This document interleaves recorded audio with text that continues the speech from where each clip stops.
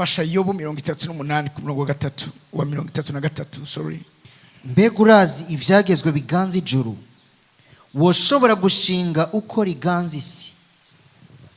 Shaka mpagurukiye kuri iri jambo mu mwanya mutoya cyane. Haleluya.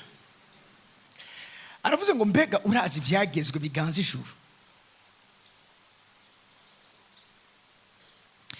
Muri buno buzima nta kintu citwaza kibaho,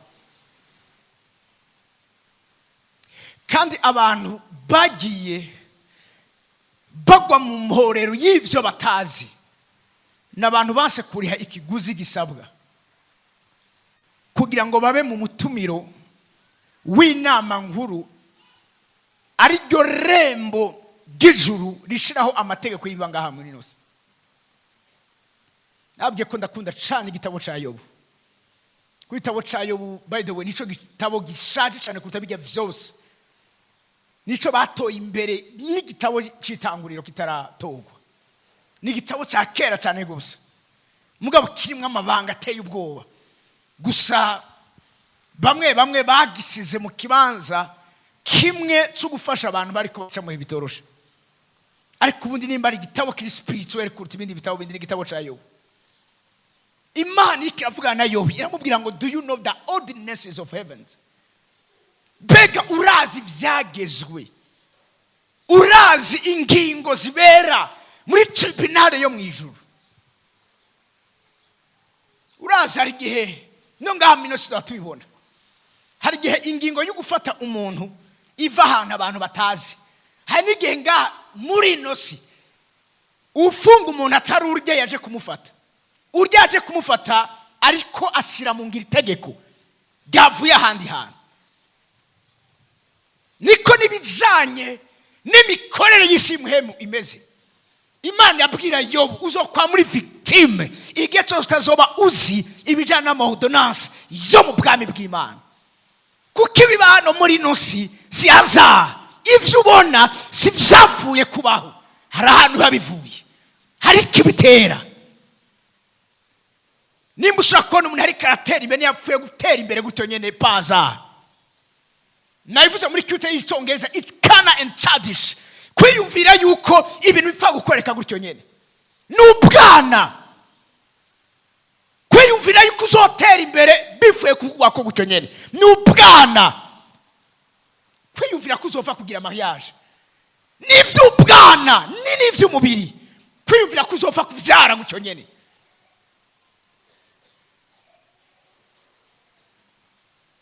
N'ivy'ubwana ba mama mukuze muri ngaha, kwiyumvira ko muzopfa gusohora gutyo nyene. Mu bijanye n'imikorere y'ivy'imhemu, uku kwezi Mana yandi sinzi ibintu bigiye kuba, bwa mumvirize neza kino kintu. Mu bijanye n'ivy'imhemu, utari invité pesa invité, utatumiwe afatigwa ingingo z'ibijanye n'ubuzima bwawe, zibijana destiny wawe, uteza kwitumira. Mbwe umuntu ati mu bwami bw'Imana biremewe ko bitumira.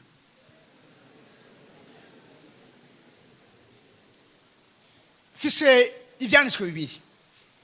Icyanditswe cya mbere kiri mu Isezerano Rishasha, icya kabiri kiri mu Isezerano rya kera. Birivuga ngo Yesu atwara Petero, Yohana, Yakobo ku musozi, atangura gukayangana. Birisha muri Imana tubwira ngo haza Eliya, haza na Mose, batangura kuganira. Maze ako kanya Imana iravuga, nguyu mwana wanje nkunda cyane, nimumwumvire.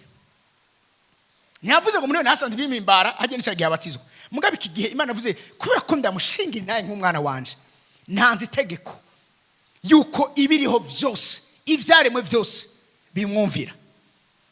Maze ako kanya Petero ntiyari yatumiwe, Eliya na Mose bariko baravugana na Yesu. Imana iri hejuru ya vyose, nayo iravuga icifuzo cayo. Mugabo Petero haravuga nubwo batantumiye muri iyo nama y'ivyaremwe vy'imhemu nditumira. Nawe baravuga ati Yesu, jewe nande afise proposition, twubaka insago zitatu ngaha, rumwe rwawe, urundi rwa Eliya, urundi rwa Mose. Ninde yamuhaye ijambo? Yaragihaye. Icyanditswe cya kabiri kiri mu Bami ba mbere, igice cya 22. ku murongo wa 19 nyarukiriza.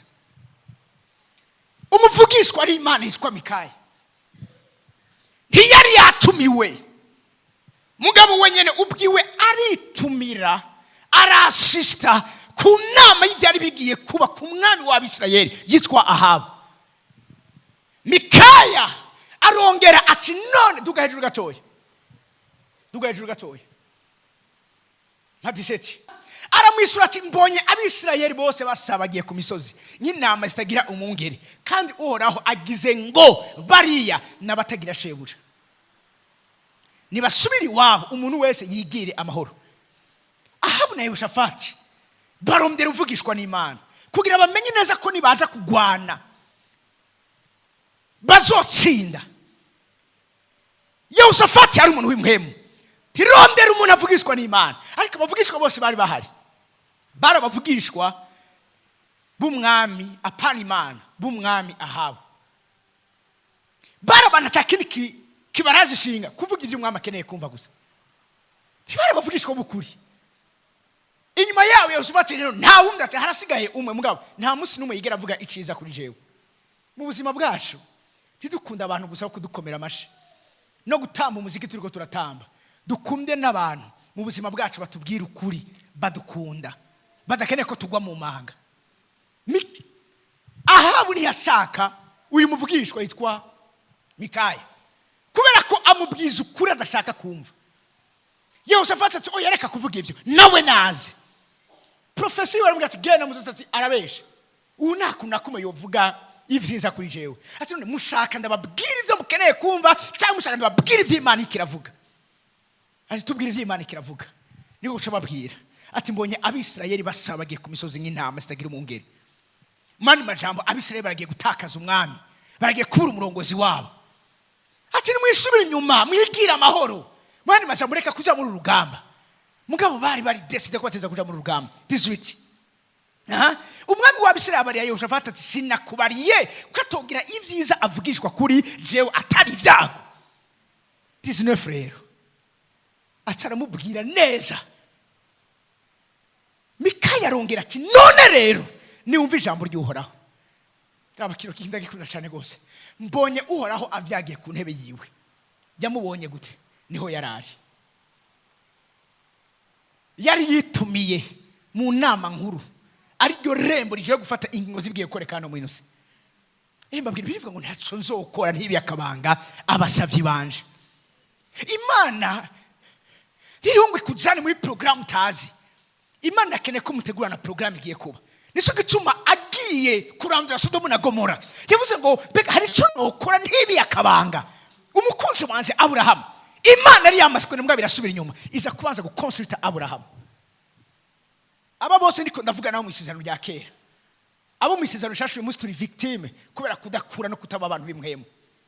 Ingingo zigafatwa tukabona ibiriko biraba, turatawura igituma biriko biraba, ukama gusura umuntu ngo Mana kubera iki jewe, Mana kubera iki wavyeme, kubera iki yavyeme, kubera kutigeze uba mu nama yafata ingingo kubijana n'ivyo bikorwa bigiye kuba. Ndiko ndababwira ibijana n'amarembo, ndiko ndababwira ibijana n'amabanga y'ibicaniro. Nta kindi shaka nuko nkeneye ko umuntu wese muri kino kibanza aparticipa mu nama nkuru yo mu bwami bw'Imana ivuga igena ibigiye kuba hano muri ino si iboneka. Harambwa ati mvomye Uhoraho avyagiye ku ntebe yiwe, ingabo zose zo mu ijuru zimuhagaze iburyo n'ibumoso, bari mu nama mu ijuru. Umviriza. Maze Uhoraho arabaza ati ninde yogenda kosha Ahabu ngo adugira Moti Gileyadi agweyo? Mu ijuru bari bakora inama y'ukungene Ahabu apfa. Ahabu ntavyazi. Mu ijuru bari kubiga inama y'ukungene Ahabu ubuzima bwiwe buzima, inyenyeri yiwe izima, mugabo nta nakimwaze, nta nukumva. Uw'Imana agize irembo Mikaya ashobora kuba muri iyo conseil akamubwira ati bari ko bavuga ibi nibi. Rero inama no kugira reka kuja muri urwo rugamba, kuko ni warujamo uzoba wohejwe. Umvirize ngene yamubwiye ngo nuko umwe aravuga, mu Kirundi bavuga ngo umwe aravuga uwundi aravuga asira ukwiye uwundi ukwiye. Mu cyongereza bavuga ngo there were many suggestions. Urazi mu nama uravuga ati iki uciyumviye kwiki. Martin office inama n'aba engineer ba Serge. Turashobora turavugana ibi mubona ari uko nyene tubikora uko nyene. Icyo tuzokura ngaho nico kizogaragara. Ni inama mu nama haraba ama suggestion. Jewe ibi ndabibona gutyo. Ivyo nivyo byarakwera ba mu ijuru. Ngira umuntu heri wandi wawe ngo utegeza guparticipa mu nama nkuru y'ubwami bw'Imana. Haleluya. Umviriza ntiwaje muri ino si kugira ngo uzoje mu ijuru. Umuhamagaro wacu sukuja mu ijuru. Umuhamagaro wacu nukuba abami ngaha mu isi. Bivuga ngo bazoba abami ngaha mu isi. Nizo tuzocayo gacoshwa kwambika ibisibo tuharagugwe cyo tugaruka ngaha muri ino si. Tuvuga ngo mbona ijuru risha n'isi nsha. Destination si ijuru. Muriko muranyumva? 21. Hanyuma haza imwemu. Kibigeza avuga kari imwemu mbi. And finally a spirit approached the Lord and said, I can do it. Imana ikanda rinde uja kumwosha. Imwemu imwe irahaguruka. Ntibavuze kari imwemu mbi. Bavuze kari imwemu. Gute imwemu ishobora kuza imbere y'Imana ati jewe nyemerera ndabikore. Umviza kumunkurikira. Mumvirize ibyabaye. Uhoraho arayibaza ati uja kumwosha ute? Naye ati ndagenda nihindure imwemu y'ibinyoma yihindure si imwemu y'ibinyoma. Ni imwemu ifite capacity yo guhinduka. Ni imwemu ishobora guhinduka. Mumbabare gatoya. Genda itangure munyemere mu gace tugaruka ngaha. Ngoma ndabahe urufunguruzo ruzo gutuma uba akayobera bahinga hano muri inosi.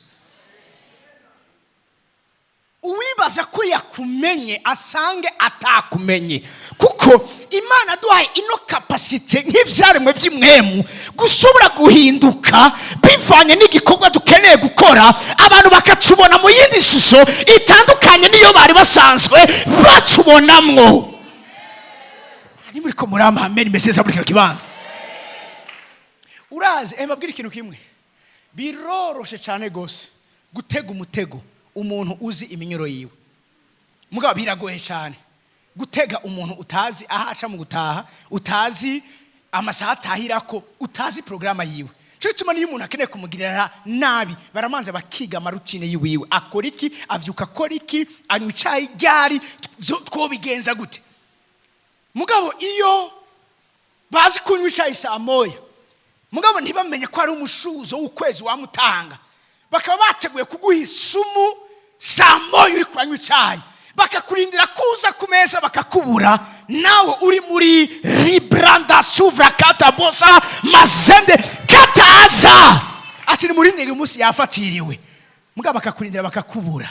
Bizoba bigoye cyane ko bashobora kugufata no kugufatira ingingo vyoroshe. Ngira umuntu heri wandi wabuti b'umuntu atamenyegwa. Koresha amakapasiti Imana bahaye mu abantu batamenyegwa. Atugiye asenga mu gusenga asenga gutya reka ubahindurire. Nico ngomba kwigisha itanguriro igice ni 37. Somera ku murongo wa 3. Aravuga ngo Isirayeli yafinisha Yosefu kuruta abana biwe bose. Isirayeli Yakobo yafinisha Yosefu kuruta abandi bana bose. Kuko yamuvyaye ashaje. Amubaririza umwambaro muremure w'amaboko. Amubaririza umwambaro muremure wiki w'amaboko. Hano mu Kirundi bavuga ngo umwambaro muremure w'amaboko, indi bavuga ngo umwambaro muremure w'amabara menshi. Many colors. Ivyigo vya Bibiliya bivuga ko ino tunike uno mwambaro Yakobo yashoneshereje Yosefu wari ufise amabara 7. Ico twita itegeko ry'umunywa amazi. Mwishimwe hari itegeko bita itegeko ry'umunywa amazi. Itegeko ry'umunywa amazi ni ibikorwa bifise amabara menshi hagenda hagaragara amabara utari uzi kuza kubona kuko umunywa amazi nufise ibara rimwe. Muzi gituma Yosefu bamufashe bakamugira ivyo bamukoreye kora katamenye ukungene agenda yentershanja ry'amabara y'ujya mwambara. Niwaguma uri wawundi bizoba vyoroshe cyane kuba proie, bizoba vyoroshe cyane ko winyagisha. Mugabo ni waba umuntu uyu munsi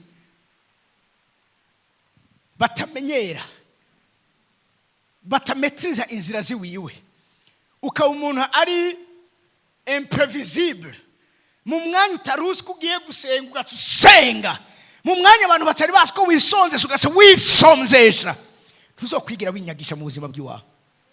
Yosefu yagiye kwinyagisha. Ubundi Yakobo yaramuzinze kuri 49:22, yarazi neza uyu mugabo uwo ari we, yuko uyu muntu ubundi amenye neza ico ari, bitoroshe ko yinyagisha. 49:22 havuga ngo Yosefu ni ishami ry'igiti cy'amashami. Wawundi ubwa mbere mutwe ko n'umwana akunzwe cyane, mugabo Yakobo nk'umuvugishwa ariko avuga ngo si umwana gusa nkunda cyane, mugabo ni umwana w'ishami ry'igiti cyama cyane. Sivyo gusa, igiti cyama cyane kiri hafi y'isoko, amashami yacu arenga uruzitiro rw'amabuye. Umviriza 23. Abarashi baramuteye kubabara, bamurashe imyambi baramuvumbukira. Iki cyari gihe atari bwigere amenya neza uwo ari n'umwambaro yambaye. Umviriza umurongo ukurikira, nubwo bamuvumbukiye ariko umuheto we wama ubanze. Murazi gituma Yesu ari intama, mugabo kandi azogaruka nk'intambwe. Kako intama niyo dushoboza kugira ngo ashobore gufata ikibanza cy'iwacu, mugabo intambwe iganza ibihe byose. Yesu yaguma ari intama, bose kandi kumufata bakamwica, mugabo babikoze kubera ko yari yihaye forme y'intama. Amaze gucika intambwe, nama nayo babwiye, muramaze kubona ahantu badandaza inyama z'intambwe? Mugabo inyama z'intama n'ubu nyene wishaka boca bayikuzanira. Nivyo canke sije, kuko intama biroshe kugira iki gufatwa, biroshe gufata ingingo kuri yo, biroshe kigira iki kibagwa. Aho banegose bivuga ngo bamutwaye nk'intama ijanywe kwibagiro ntiyakura ku munwa, uko niki intama imeze. Mugabo intambwe sibo bayifatira ingingo, nifata ingingo yibigiye kuba. Ngira umuntu ndi wawe ngo ntusure kwinyagisha. Bari bakuze nk'intama cika intambwe, bari bakuze nko bafatira ingingo, tangura wifatira ingingo. Numva ameni meze neza. Bitubwiye ngo ya mwemera avuga nzo kwihindura. Ndabibuse ko muri abantu b'imwemo. Dawidi ibi amaze kubimenya, umunsi umwe Dawidi kugira ngo akire inkota ya Sawuli, bivuga ngo yihindura umusazi. Babona umusazi, kumbe ari Dawidi. Yashitse iki? Umusazi. Ngabi yataza kwihindura umusazi uwo mwanya yari kuba yinyagishije. Dufise amafasete menshi. Nashaka tuba Bibiliya ivuga ko twawe muhemu atarugezo, twawe capacity yuko twopera mu madimension atandukanye ku buryo tuba akayobera bahinga. Abari basi kuri kurarira vyaheze bakakubona uri kuraririmba mu wundi mwanya wundi. Yamena nisikiza kumushikira ngahe imbere sinazi kuvuga kitanshikira imbere. Haleluya. Umuheto we wama ubanze. Ndakunda kino kintu. Ari n'ubukuba mu maboko. Ari n'ubukuba mu maboko. Arakarishe mu maboko, abihawe n'amaboko y'inyenkomezi ya Yakobo, ariwe mwungere igitandara cha Isirayeli. Ubuzima bukurikira, niyo Mana yaso izo gufasha, ishobora byose izoguha apana umugisha, imigisha. Imigisha iva iyo mwijuru, iyo hejuru. N'imigisha iva hehe? Mu mazi kuzimu. Izoguha umugisha wibere giza, ninda ishira imbere. Ndakundira ijambo. Imihezagiro yanje so irenge iyo basogokuru bahezagira, ishika aho imisozi y'intahava igarukira. Uni wawundi umwanya umwe bamwita Karosi, umwanya umwe babona nyene ari umwana uravyumva ari faible, mugabo nguru ruhande rumdi gwiwe batigeze bamenya ko afise. avuye mu gasho bamugize umushikiranganje wa mbere, uwa kabiri kuri Farawo. Ijambo ry'Imana rimbwira ngo bakuru biwe bamugiriye nabi baramutinya. Aje kuri chapiti cikurikira. Sinivyo gusa, hasho bitatubwira mugabo batarinze barandika kuko naco yigeze akora. Wowe umuntu yagufungishije ari wowe uciye uhabwa ububasha n'ubushobozi bwo gufunga abukeneye. Icambere wokora n'igiki? So gushirayo wa wundi. Ninde rero mutumye afungwa muka Potifari? Nande na Potifari. Vyavuye kuri muka Potifari. Hanyuma Potifari afata iyo ngingo. Mugabo ava mu gasho ari hejuru yabo bose.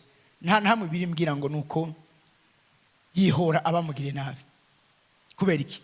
Arabizi neza yuko nahantu ateza guca kugira ngo ahishurwe mu gihe gikwiriye. Kugira ngo Imana izanishe ivyiza ibibi bariko baramukorera. Niho ngomba kurangiriza.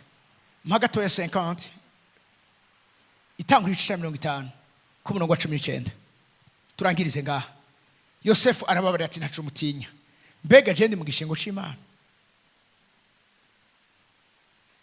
Ku bwanyu mwagabiye kungirira nabi, ariko Imana yo yagabiye kuzanisha ivyiza iki? Kuzanisha ivyiza ikinyishura?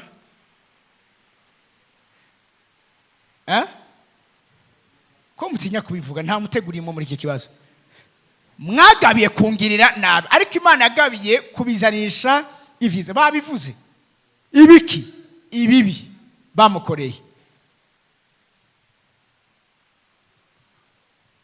Abantu b'imhemu Imana yama ihekesha ibibi ku buzima bwabo ivyiza yabateguriye. Baba ntibanyumvise.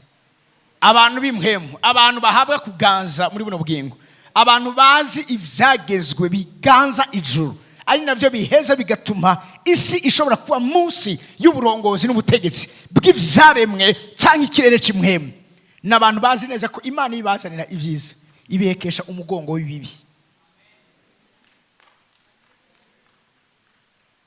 Abimhemu ntibabona ibibi ko abakongo baca batangura kwidodomba no kuvuga amajambo ari nonsense. Barabizi neza ko igihe cyose Imana izana umugisha ukomeye mu buzima bw'iwawe, ibintu biri Imana ikoresha umugongo w'ababi n'akanwa k'intambwe.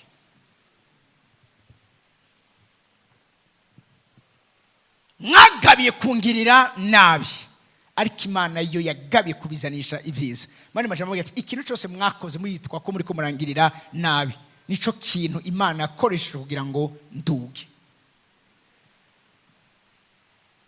Nta mwanya mfizo kubivuga nama navuze ubutumwa ahantu. Atarabwira kino kintu kugira ngo ishitse ibiriho muri iyi minsi. Hari ibintu bwiza gushika. Mbwira umuntu ari wandi wowe urutuma biba. Urutuma bishika. Urutuma vyambara umubiri. Hari abantu bazi kugira ngo bashobore gukomera. Babiza kubanza gufukamira Satani canke kugurisha imishaya yabo kuriwe. Mugabo hari abandi Imana itegura gukoresha kugira ngo baprouve le contraire. Yuko birakunda ko Imana ishobora kuguha icubahiro utabanje kugoka, utabanje guhemuka, utabanje gufukamira Bayali, utabanje kugurisha umushaha wawe kuri Sekibi. Hari abantu batera amakonfusion abantu. Hari abantu bazi ko nta bundi buryo bundi bwo gushobora gupesa muri buno buzima udashiye muri corruption. Mugabo hari abandi Imana ikoresha nk'ama matériel didactique kubereka yuko birakunda ko umuntu ashobora kugirirwa neza atarinze kwikomprometa. Ubwo ni gorunganwe turimo. Biri umuntu ati ubwo ni gorunganwe turimo. Surakamwiti ubwo ni gorunganwe turimo. Urunganwe ruvuguruza ababi. Urunganwe ruvuguruza abamenyera inama z'ababi niziva ku marembo y'ababi. Birakunda cyane gose. Birakunda cyane gose ko ubahwa utarinze kugoka. Birakunda cyane kushobora kuja mu mahanga utarinze kwica abavyeyi bawe bariho.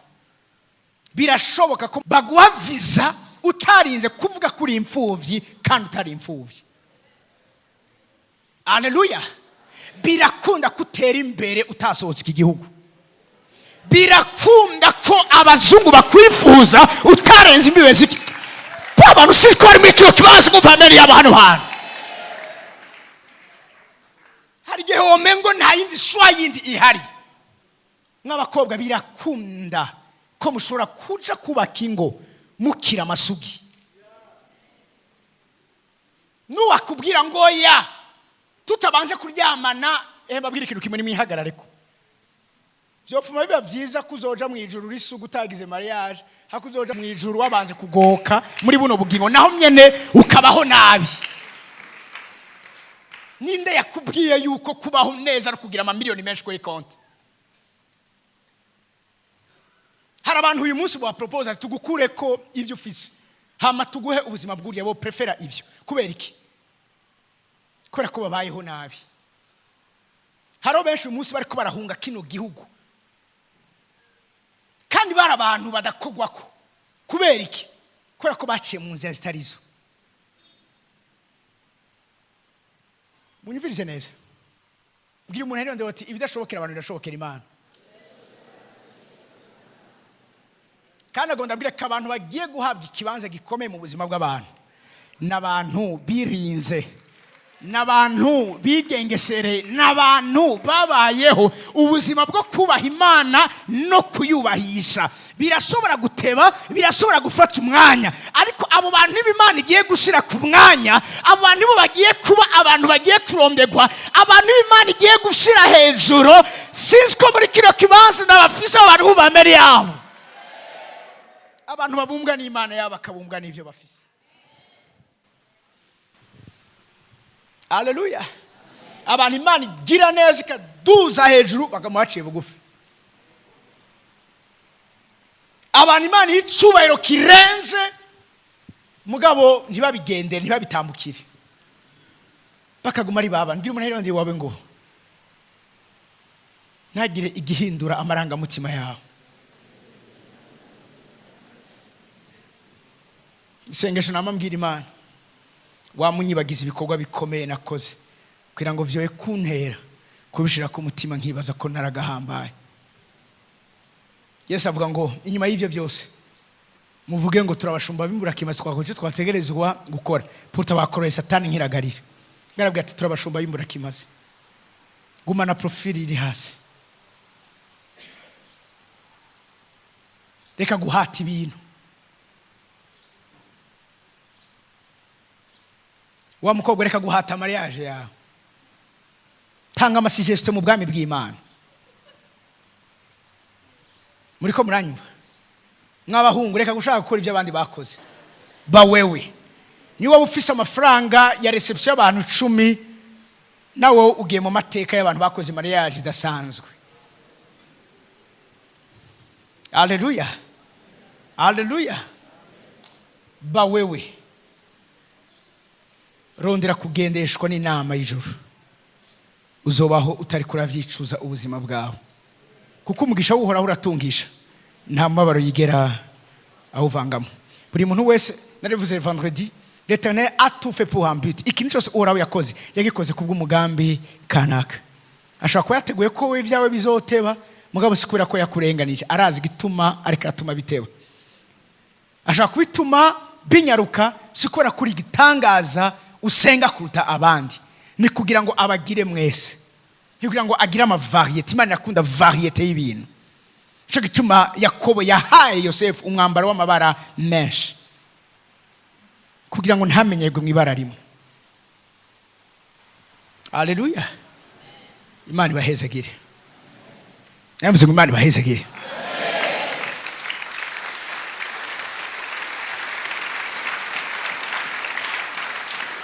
Maguruke ku maguru yanyu. Hari igihe kimwe nigeze kugwana intambara y'abantu bashaka ko mpindura message. Ngurananiza abantu ngo wikoreza abantu amabuye. No babwire ko Yesu yabejeje bazoza ari benshi. Mugabo bambwiye ivyo ntibafise ishengero ringana n'iri dufise. Siko muriko muranyumva? guma utewe aho uhoraho yaguteye. Nubwo no babwira ibibakomeretsa taboroheza, mu minsi iri imbere muzonshimira, kuko mwarose ingabiro zari zikenewe kugira ngo mushobore kubaho mudatsinzwe n'ubugunge bw'umwanzi. Ngo nitwo kwisonzesha turi kumwe n'umukwe, ngo Yesu ari kumwe natwe, nta mpamvu ko twisonzesha. Nutisonzesha urinyagishije. Dimanche nzoba ndiko ndababwira uruhara n'ikibanza cikimazi mw'isi y'imwemu, kugira dushoboye kuba abantu bahegura ibiba hano muri ino si, mutaritse ibiganza vyanyu imbere y'Umwami Imana.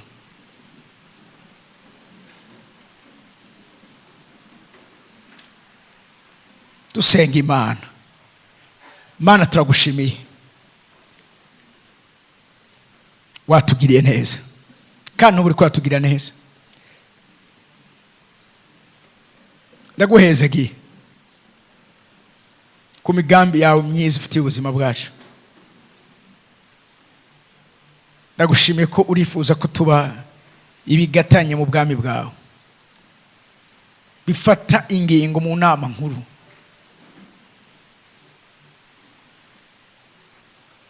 Ndasengeye abana babugura amaso, bamenye ibyo bizigizwa no guhamagara kwawe. Wihishurire, bagende bashuriza kukumenya mu buryo budasanzwe. Uzobukoze uku kwezi ugushitsemwo ivyo wagambiriye vyose ku buzima bw'abana bawe. Turiteze intahe, turiteze indirimbo, turiteze amashimwe, turiteze ibikorwa bikomeye ugiye gukora, kuko muhemu wagiye kudutera igitutu kugira ngo tubeho tuguhesha icubahiro muri vyose uzobukoze. Uri Imana yo kwizerwa, umuremyi w'ijuru n'isi. Izina ryawe rihabwa icubahiro mu izina rya Yesu Kristo umwami n'umucunguzi wacu. Ubwoko bw'Imana muti, ubwoko bw'Imana muti, mujana umugisha w'Imana.